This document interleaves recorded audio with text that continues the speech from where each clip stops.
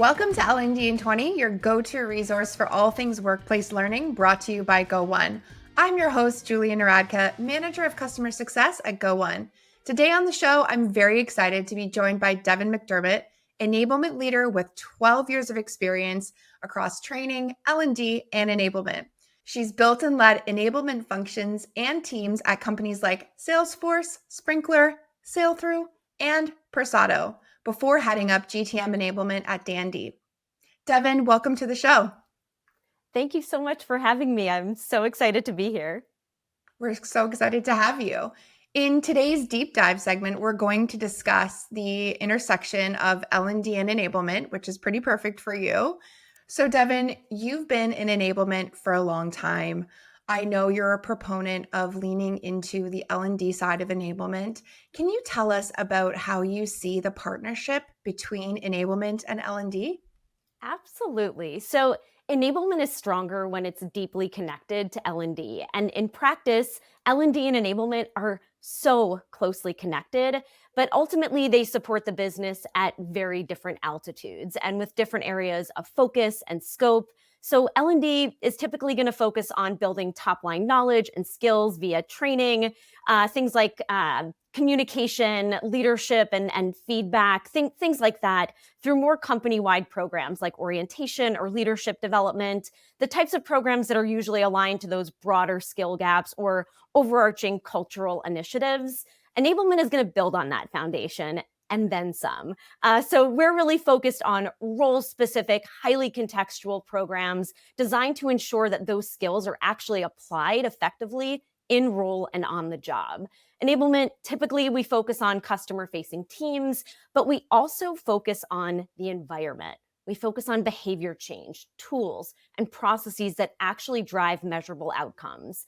When I think about enablement, it's not a program, it's not a function. Enablement is actually an ecosystem that's designed to drive impact and effectiveness. So not just through training or learning efforts, which are incredibly important, but enablement, we often try to distance ourselves from just being relegated to a training function, but rather we focus on how that training and those other factors that I mentioned actually translate to daily execution and revenue or business impact. And the strongest partnerships that I've seen are where L&D sets the what and enablement is driving the how. So for example, L&D might establish a feedback methodology and a coaching model, and then run that core foundational feedback or coaching training. Enablement can then take that, pull it into context, into their programming, and layer in what this looks like in practice during things like pipeline reviews, customer conversations, or even strategic deal planning. I'd say, like, in a perfect world, it's a symbiotic relationship where L&D owns that learning approach and high-level strategy, and enablement owns our team-specific strategy, which is, again, typically empowering our customer-facing teams with the resources and tools they need to be successful. And when the two are working together in lockstep, we really have the power to create that full ecosystem where skills, behaviors, and performance are actually supporting and reinforcing each other. And then we can build the full organizational flywheel for how we drive continuous business impact. That's such a clear distinction. I love the what versus how analogy, and I think that really frames everything so powerfully. Can you share an example, maybe, Devon, of when that what versus how dynamic really clicked internally for a project that you were maybe a part of? Yeah, so it's one example that I'm thinking about is when an L&D group that I worked with rolled out a company-wide coaching model as part of their leadership development initiative. So this was a pretty solid program. The what was clear, but if we were to leave it at that, it would have stayed fairly abstract for our sales managers, right? So it's like hypothetical, how do you be a great leader? What does it look like to run a great one-on-one? But nothing really contextual. Not like, how do I actually go and do this on the job when I wrap up this training? So enablement was thankfully part of this project. We partnered with L&D to bring this to life for our teams and made sure that everything we were focusing on was aligned to how folks work. So what I did was I built in live deal reviews and pipeline coaching sessions, along with very simple best practice guides and coaching guides. And it allowed me to actually embed the model that our L&D team was empowering the full organization with directly into how our managers coach their team. So what we were able to do is take the kind of the concept of what L&D was sharing around the theory and place it into practice for the teams that we support.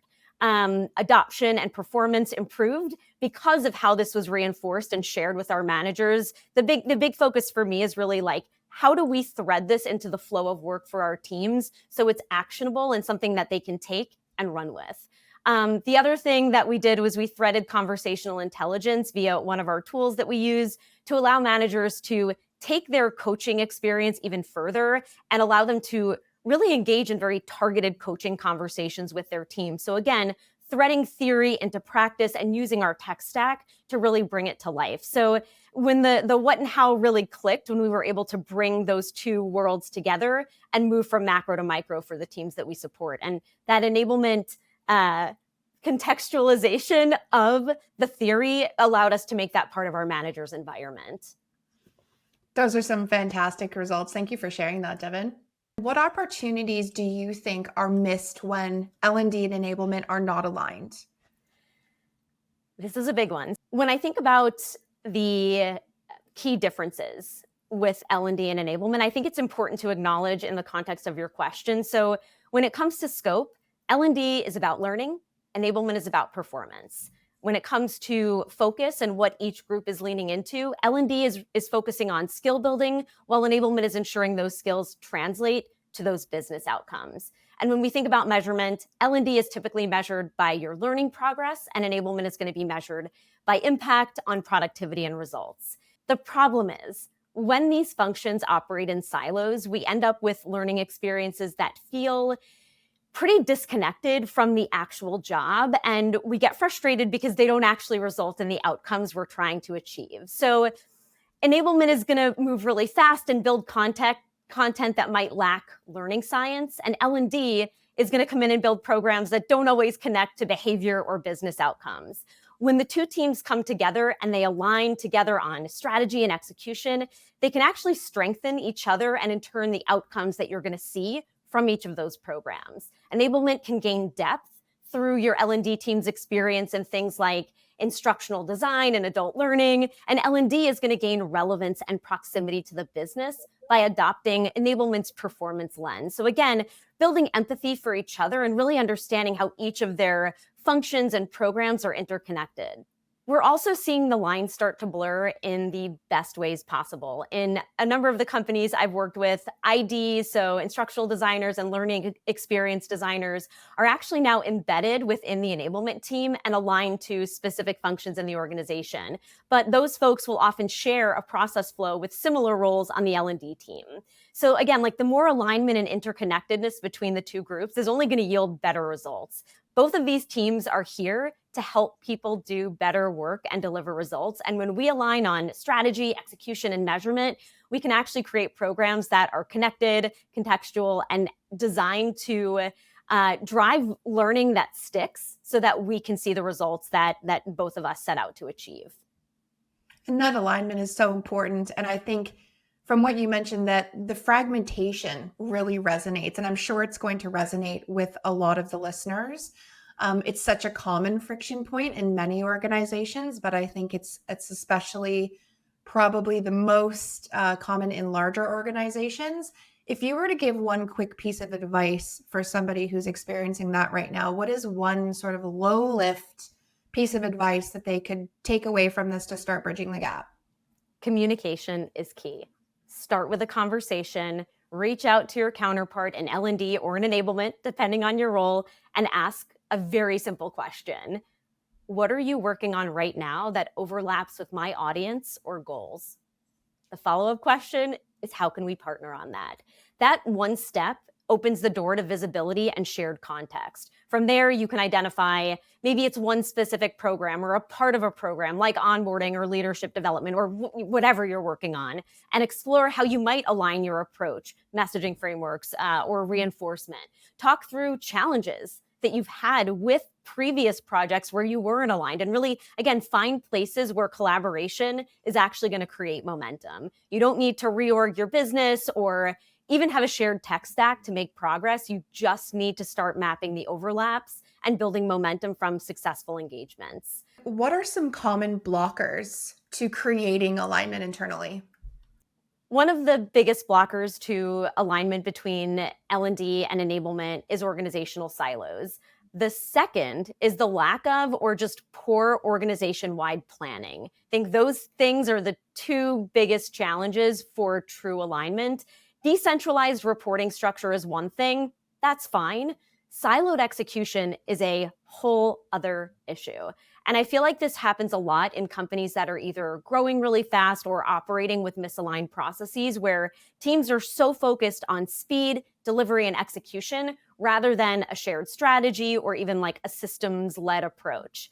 I've been in a situation where L&D was working on a leadership development program because it was part of their OKRs, and enablement was simultaneously running a manager coaching initiative and building a sales manager operating rhythm and ways of working for the sales leadership team, but there was zero alignment between the two programs. Both teams were trying to solve for the same layer of the organization, right? We wanted to make our managers more effective, but because we were doing it in parallel and not in partnership, we created a ton of duplicative efforts, confusion for the folks on the ground receiving the training and enablement experiences from both of us, and a truly missed opportunity to scale something that would have a really great impact.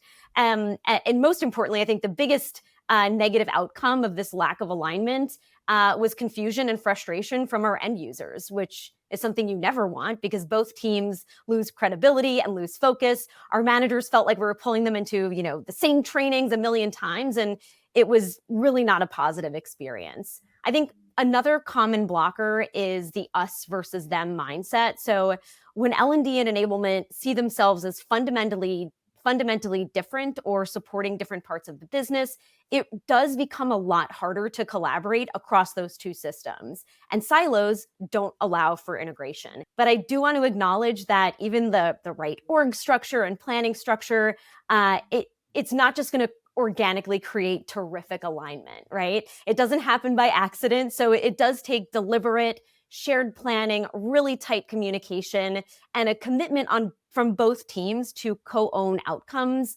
rather than kind of running in their own direction based on their org charts and doing their own thing. Right. So running in their own direction and connected in some way. And I guess creating that or rather not creating that can be really frustrating for the learner at the end of the day. So I love that call out. Thank you. Are there any tactics and strategies that L&D leaders should be considering? The first thing is to align early, right? Sit down with enablement during goal planning, not afterwards. Identify those areas where priorities might overlap and co-create programs that are going to reinforce each other instead of running in parallel, as we talked about earlier. The biggest challenge when teams are in, let's say, annual or quarterly planning is teams will sit down, build their entire strategy, and not account for all of the other groups that might be able to support them. Bring enablement in early, the earlier the better, and allow them to be part of that planning process with you. The second piece for L&D is to translate what they're doing for the field. So as we talked about earlier, L&D is going to set the foundation, but enablement typically brings that foundation to life in the role for the teams that they support. When L&D and enablement partner early, they can partner on how learning is actually going to be applied through various on-the-job methods like coaching, workflows, and daily execution. It gives L&D that exposure to the environment that the teams they're supporting work within. While they're not building that programming, it's important to have that context to make sure that what they're doing is going to be effective and actually stick. The third thing is to use shared frameworks to create consistency across leadership, onboarding, and development. The third thing is to focus on using shared frameworks, which allow you to create consistency across your various programs like leadership, onboarding, and development programs. So when I say frameworks, I mean, what is your leadership approach that you're taking? What is your onboarding framework? But also how you're going about scoping and building your program. So leaning into things like performance consulting, behavior engineering model, maybe 70-20-10 for the how and the where you deliver learning, but really making sure that the way that you're showing up across the business is aligned across your teams. The fourth thing is to reinforce consistently. Learning should not stop at completion, and we know that it doesn't.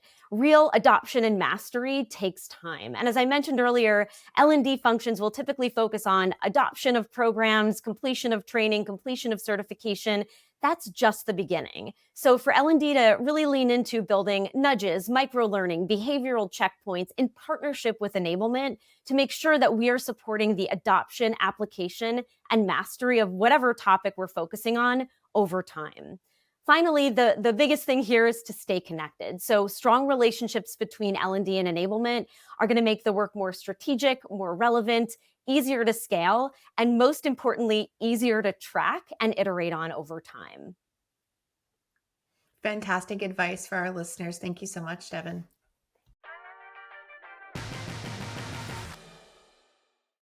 Now let's kick into our next segment, AI at Work, where we dive into how you're using AI to work smarter and how you're helping your teams to do the same. So, Devon, how are you thinking about leveraging AI at work and in your role as well as in L&D? The big thing with AI in L&D and enablement is that it is fundamentally altering the learning landscape. Folks who learn how to integrate AI into their workflows and decision making are going to lead that next wave of innovation. And so, for folks listening, if you haven't started exploring AI yet, now is the time. This is your call to action. L&D really can't afford to stay in the lane of traditional learning teams using AI tools here and there or testing things out. We really need to evolve into strategic AI L&D operators to stay ahead of the curve. And it's not as difficult, I think, as so many of us think. So a quick little story. A few years ago, I used to host a monthly enablement news podcast, and I still remember in 2022 talking about how AI was going to be so wild. Imagine what it can do in the next 10 to 15 years. Fast forward to just a few short years later, and it's everywhere. We massively underestimated the speed and impact of the shift, and now it's embedded in nearly every single tool and every single workflow that we touch. So we were, again, started by dabbling in AI to see what we could do, and now we use AI in a very structured way in our programs, and we've built GPTs to do a number of things. I have a GPT that guides my team through performance consulting when scoping their programs so that we can actually scope learning needs more accurately before we go and start solutioning. We have a GPT to build role play scenarios that are realistic and aligned to business context for our teams. We use it to draft assessments, quizzes, reinforcement modules, write our newsletters for us, and build custom comms for the teams that we support. We also have custom GPTs to help us write better prompts for better outputs, because prompt engineering and prompting is incredibly challenging, and it's one of the most important skills to get great outputs from AI. The other thing we have a custom GPT for is identifying the most relevant KPIs to track for our programs, and then use that to continue tracking our impact on various initiatives. So for me, the speed that AI actually empowers for myself and my team is incredible, but it's also been amazing for building just smarter, more scalable, more targeted programs that move the needle for my business. Now moving into our Future Ready segment, where we talk about the future of work and how L&D leaders can prepare themselves and their teams. Devon, can you tell us about your take on the future of work and what L&D leaders should be preparing for? Is there a trend you're noticing? One of the biggest shifts we're seeing is that the content design and development process is way easier and faster than ever. The GPT we just talked about is a great indicator of that. And with these AI-powered tools and LLMs, we can very easily build decks, write training materials, create quizzes, generate full podcasts and role plays in minutes, right? This was unheard of just a few months ago. So even just what we do and how we do it is already changing. Delivery and impact assessments are evolving, right? We now have, if we'd like it, instant feedback loops to allow us to iterate on our programs and scale successful programs quickly. We can course correct much faster when something isn't working because we have more insights than ever through tech stacks that are just booming with AI agents and AI infused moments within the technology. And I think that kind of agility that we're seeing for programs and initiatives that used to take so long to build and develop is going to define what new high-performing L&D and enablement teams look like and where they focus. So one thing I want to call out, the shift that we're seeing and all the things that I mentioned that so many of us have been doing as a huge part of our career, it doesn't mean that our roles are disappearing. It does mean they're evolving and evolving very quickly.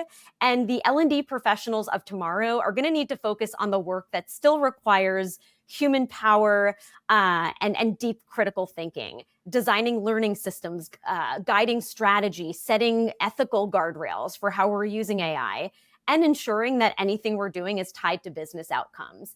L&D leaders and practitioners are going to need to be the orchestrators of tech and of the AI strategy.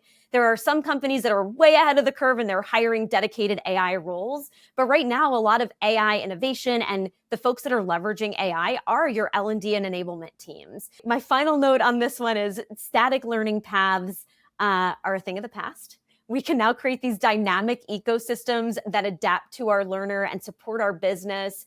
And I want everybody to think about AI as a tool that actually opens the door to so much more for what we can do in terms of not only execution, but also business impact.